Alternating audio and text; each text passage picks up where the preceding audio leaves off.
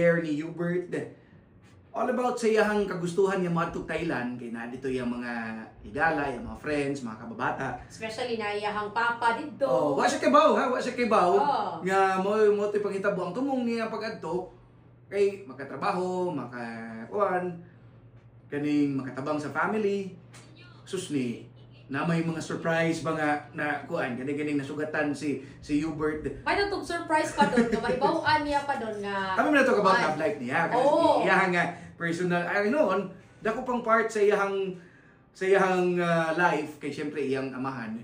So mo itong itabo ang makabarangay. Dito niya nabawaan ang tanan, ang tinuod na itabo, nga mauding nag-cheat or ni kuyo guglain niyang inahan, kay inabawaan sa iyang inahan nga mahuyang di iyang papa.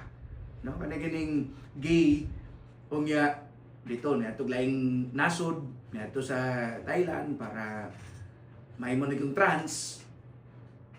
So wala gi sa likway ni Hubert ang iyang inahan ba, pero kaniganing gi-question niya ang inani-nana.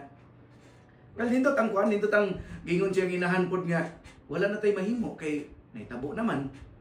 Need na ka nga tarungon imong life, need nga kuan. Kaya mo giuban nga mahibaw-an ang tinuod, masagsaag na noon ang iyang agi sa kinabuhi. Pero diba? for me, sir, So, no, it's very important po nga